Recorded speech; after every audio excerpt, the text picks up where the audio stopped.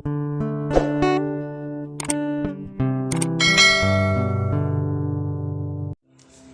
यीशु, तेरा सामर्थ हमेशा रहेगा और तेरे बनाए हुए तेरा गुणगान करेंगे। उत्पत्ति पत्र 1।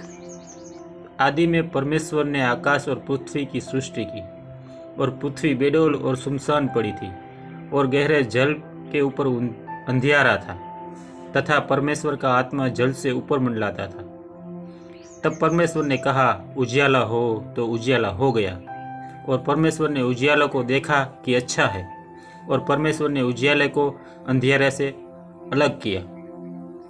और परमेश्वर ने उजियाले को दिन और अंधियारे को रात कहा, तथा सांझ हुई, फिर भोर हुआ। इस प्रकार पहला दिन हो गया। फिर परमेश्वर ने कहा, जल के बीच ऐसा अंतर हो कि जल के 2 भाग हो जाए। तब परमेश्वर ने एक अंतर करके उसके नीचे के जल और उसके ऊपर के जल को अलग अलग कर दिया, और वैसा ही हो गया। और परमेश्वर ने उस अंतर को आकाश कहा, तथा सांझ हुई, फिर भोर हुआ। इस प्रकार दूसरा दिन हो गया। फिर परमेश्वर ने कहा, आकाश के नीचे का जल एक स्थान में इकट्ठा हो जाए और सूखी भूमि दिखाई दे, और वैसा ही हो गया। और परमेश्वर ने सूखी भूमि को पृथ्वी कहा, तथा जो जल इकट्ठा हुआ उसे उसने समुद्र कहा। और परमेश्वर ने देखा कि अच्छा है। फिर परमेश्वर ने कहा, पृथ्वी से हरे घास तथा बीज वाले छोटे छोटे पेड़ और फलदायी वृक्ष भी, जिनके बीज उन्हीं में एक एक की जाति के अनुसार होते हैं, पृथ्वी पर उगे, और वैसा ही हो गया। तो पृथ्वी से हरी घास, छोटे छोटे पेड़ जिन पे अपनी अपनी जाति के अनुसार बीज होता है, और फलदायी वृक्ष, उनके बीज एक एक जाति के अनुसार उन्हीं में होते हैं, उगे। और परमेश्वर ने देखा कि अच्छा है। तथा सांझ हुई, फिर भोर हुआ। इस प्रकार तीसरा दिन हो गया। फिर परमेश्वर ने कहा, दिन को रात से अलग करने के लिए आकाश के अंतर में ज्योतियाँ हो, और वे चिन्हों और नियत समयों और दिनों और वर्षों के कारण हो। और वे ज्योतियाँ आकाश के अंतर में पृथ्वी पर प्रकाश देने वाली भी ठहरे, और वैसा ही हो गया। तब परमेश्वर ने 2 बड़ी ज्योतियाँ बनाई। उनमें से बड़ी ज्योति को दिन पर प्रभुता करने के लिए, और छोटी ज्योति को रात पर प्रभुता करने के लिए बताया, और तारागण को भी बनाया। परमेश्वर ने उनको आकाश के अंतर के लिए अंतर में इसलिए रखा कि वे पृथ्वी पर प्रकाश दे, तथा दिन और रात पर प्रभुता करे, और उजियाला को अंधियारे से अलग करे। और परमेश्वर ने देखा कि सब अच्छा है। तथा सांझ हुई, फिर भोर हुआ। इस प्रकार चौथा दिन हो गया। फिर परमेश्वर ने कहा, जल जीवित प्राणियों से बहुत ही भर जाए, पक्षी पृथ्वी के ऊपर आकाश के अंतर में उड़े।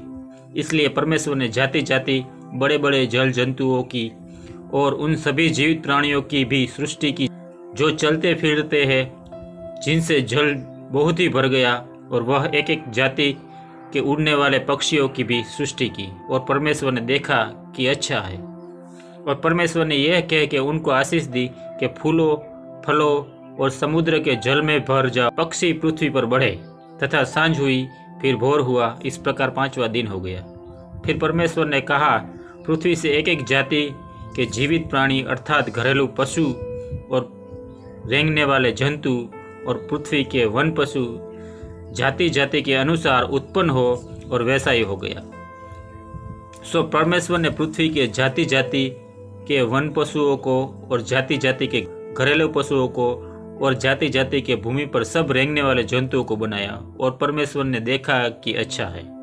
फिर परमेश्वर ने कहा, हम मनुष्यों को अपने स्वरूप के अनुसार अपनी समानता में बनाए, और वे समुद्र की मछलियों और आकाश के पक्षियों और घरेलू पशुओं और सारी पृथ्वी पर और सारे रेंगने वाले जंतुओं पर जो पृथ्वी पर रेंगते हैं अधिकार रखे। तब परमेश्वर ने मनुष्य को बनाया, अपने स्वरूप के अनुसार उत्पन्न किया। अपने ही स्वरूप के अनुसार परमेश्वर ने उसको उत्पन्न किया, नर और नारी करके उसे मनुष्यों की सृष्टि दी। और परमेश्वर ने उनको आशीष दी, और उनसे कहा, फूलो फलो और पृथ्वी में भर जाओ, और उसको अपने वश में कर लो, और समुद्र की मछलियाँ तथा आकाश के पक्षियों और पृथ्वी पर रेंगने वाले सब जंतुओं पर अधिकार रखो। फिर परमेश्वर ने उनसे कहा, सुनो, जितने बीज वाले छोटे छोटे पेड़ सारी पृथ्वी के ऊपर है और जितने वृक्षों में बीज वाले फल होते हैं वे सब मैंने तुमको दिए हैं और वे तुम्हारे भोजन के लिए हैं। और जितने पृथ्वी के पशु और आकाश के पक्षी और पृथ्वी पर रहने वाले जंतु हैं जिनमें जीवन के प्राण है, उन सब के खाने के लिए मैंने सब हरे हरे छोटे पेड़ दिए हैं। और वैसा ही हो गया। तब परमेश्वर ने जो कुछ बनाया था सबको देखा तो क्या देखा कि बहुत ही अच्छा है, तथा सांझ हुई, फिर भोर हुआ। इस प्रकार 6वां दिन हो गया।